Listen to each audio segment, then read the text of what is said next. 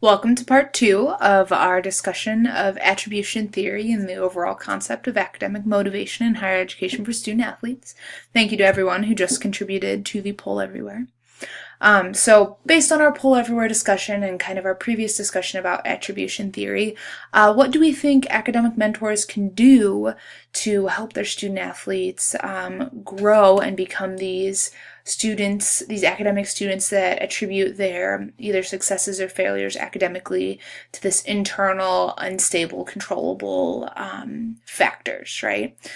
For Ball State University, we consider our academic mentors graduate students or professional staff that work one-on-one or in small groups with our most at-risk student athletes. And so these are the people that are really kind of in the trenches helping our students grow as learners and people that can kind of facilitate some of this growth through attribution theory.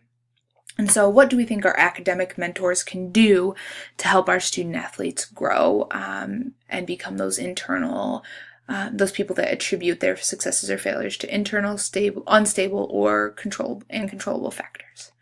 So the first thing they can do is establish learning goals over performance goals.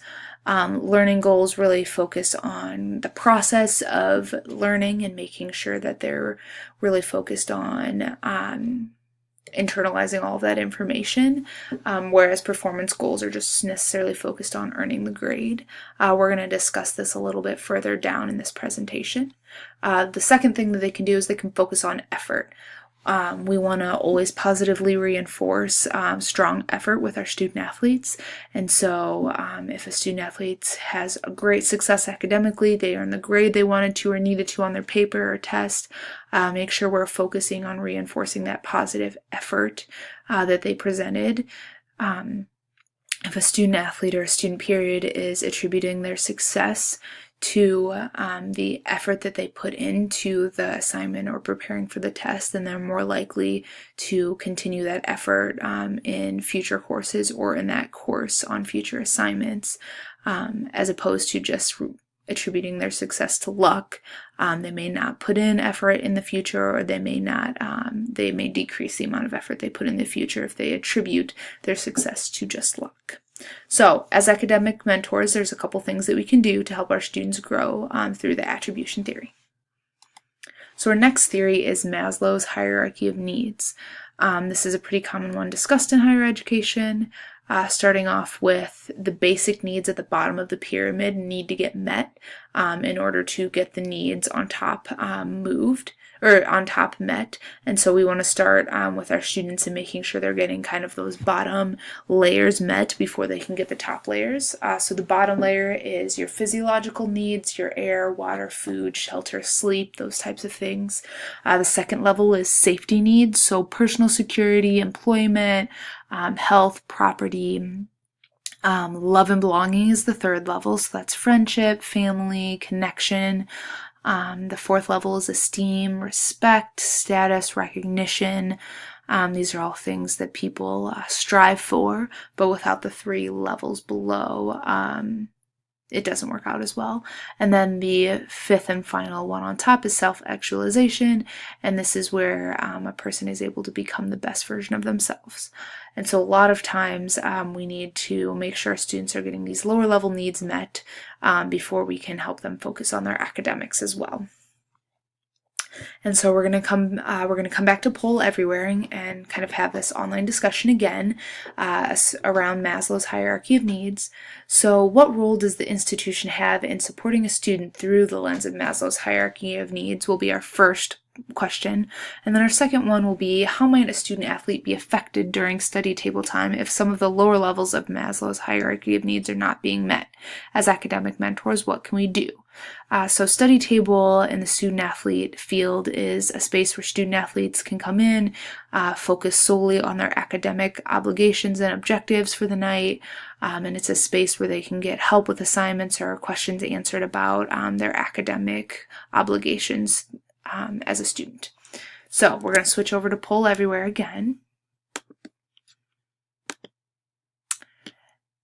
And our first question is, what role does the institution have in supporting a student through the lens of Maslow's hierarchy of needs? So I'm going to give everyone about a minute to respond.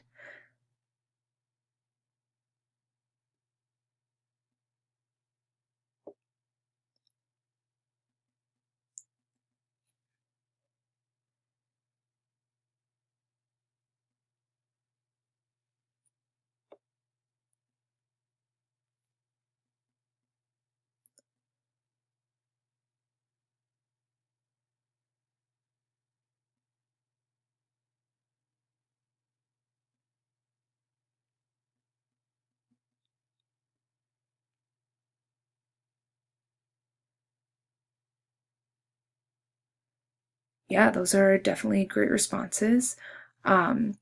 Providing a space where students can belong. This is a big responsibility of the university. Students all need to feel like they belong on campus, and oftentimes I think this is a big area of concern for student athletes specifically. Student athletes tend to sometimes be cornered kind of in their athletic roles, associating just with people through the athletic department, not necessarily getting connected with the rest of campus. And in order for a student to feel like they're belonging to their community that they're a part of, it's going to be really good for them to find connections outside of just the athletic role. So to help a student get their belonging level met, it could be important to help them find different groups they can join on campus outside of just their athletic roles, as well as the other two responses are really good too. Thank you for sharing. Our next question is, how might a student athlete be affected during study table if some of the lower levels of Maslow's hierarchy of needs are not being met? And what can we do as an academic mentor to help with that?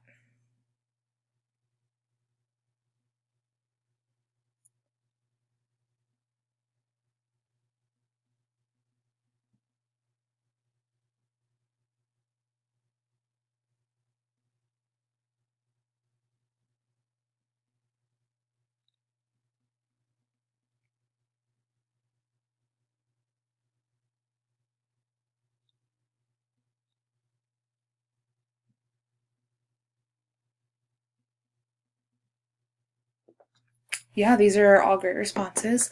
If their needs are not being met, if they're concerned about things like food or shelter, they're definitely going to be unfocused during study table. They're going to be distracted by those issues in their life, and they're not really going to be able to utilize study table for the academic space that it's intended to be. Academic mentors can talk to their supervisor about issues with students associated with food or shelter needs or safety needs, as well as academic mentors can definitely talk to students about different groups on campus that they can get involved with, figure out what their students like outside of just athletics, and what they can encourage those students to participate in on campus will definitely help get some of those levels of need met as well. So thank you for participating. Back to our PowerPoint.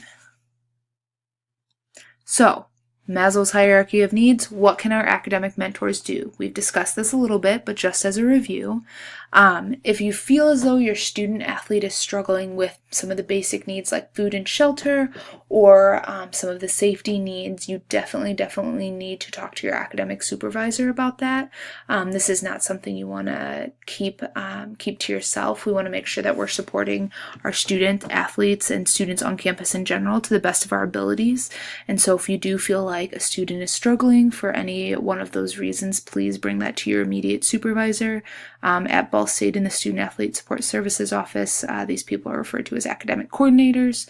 If you do not work at Ball State, for those of you around the country, please make sure to just talk to your supervisor about those issues. That way we can figure out how to help those students through those basic needs. Especially mental health, we take that very seriously here. So if you do feel like your student is ever at risk for a safety issue associated with mental health, please take that to your supervisor immediately. Academic mentors, like previously discussed, can also help with the love and belonging feeling. Helping students connect to campus more outside of just their athletic roles is going to be really important. And our final motivational theory that we're going to discuss today is goal orientation. There's two lenses that we're going to talk about today. The first is mastery goal. This is when a student focuses on acquiring knowledge or skill. This focus results on attention towards the process and strategies associated with gaining knowledge. So a student athlete that displays a mastery goal orientation is really focused on acquiring the knowledge and really making sure they understand the course concepts and what they're learning about in class. They want to make sure they have the process, and they want to make sure they have this knowledge down so that they can utilize it later on in their academic careers. The second goal orientation is performance goal orientation. This is when a student wants to demonstrate understanding of material in an effort to outperform others. Students with this goal orientation will focus on social comparisons to determine success. So a student athlete that is displaying a performance goal orientation is really focused on kind of beating out the people around them academically. So, I want to earn an A and you've got a B. I want to perform better than you on this paper. Those types of goals. I think this is a pretty common goal orientation for student athletes, which makes sense, right? We think about what student athletes do as athletes. The goal of athletics is to outperform the other team, right? You don't want to just play, you want to play to win. And so performance is a really big deal from the athletic lens. You always want to make sure you're performing at practice and definitely in games. And so a lot of that can transition over to a student athlete's academics as well. When we're so focused on performance in athletics, then we become so focused on performance in academics. Am I doing better than the people around me? Those types of goals. And so for our student athletes, that is something that can come up regularly. So our first poll everywhere for this section has two parts. The first is providing an example of one of your students having a mastery or a performance goal. And then the second part is how did this hurt or help the student in the long run? So we're going to switch over to poll everywhere again. Moving on to the next question. So please provide an example of one of your students having a mastery or a performance goal. So I'll give everyone a couple seconds.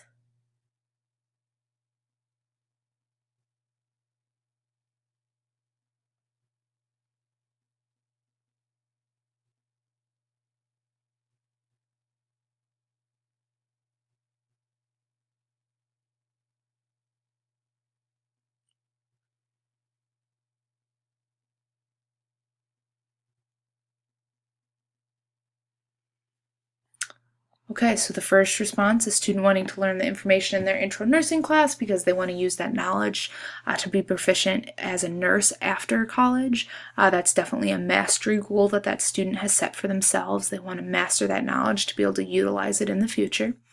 And then earning an A on a chemistry test because their coach says they need to meet their team GPA is definitely a performance goal. The coach has set this standard that they want the student to meet, and the student feels as though they need to perform to meet this standard. They're not necessarily concerned about actually learning the material, they're just concerned about their performance of the material. So thank you for sharing those examples, they're great. Moving on to our next question, how does this hurt or help students in the long run? So we've already got somebody that responded. I do think that this is not a mastery goal they're referring to a performance goal. So if we could switch that up. So for a performance goal, this would hurt a student if their performance goal was to earn an A in chemistry because coach said so. Well, in the long run, after they've taken that chemistry test and earned that A, they're going to leave that room and definitely forget almost all of what they memorized for that test. And if they go to take Chem 2 in the next term, they're going to really struggle because they're not going to have mastery of the knowledge from Chem 1.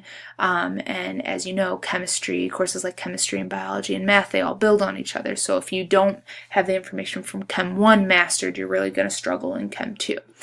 So in the long run, if we're setting performance goals for classes that build on each other, the student athlete is going to struggle to perform well in those classes, those second and third and fourth level classes. So thank you for sharing. We're going to switch back to our PowerPoint now. So there's been studies done on student-athlete goal orientation specifically, as well as general student goal orientation specifically, and they've kind of categorized these mastery and performance goal orientations into approach and avoidance. So we kind of have another table here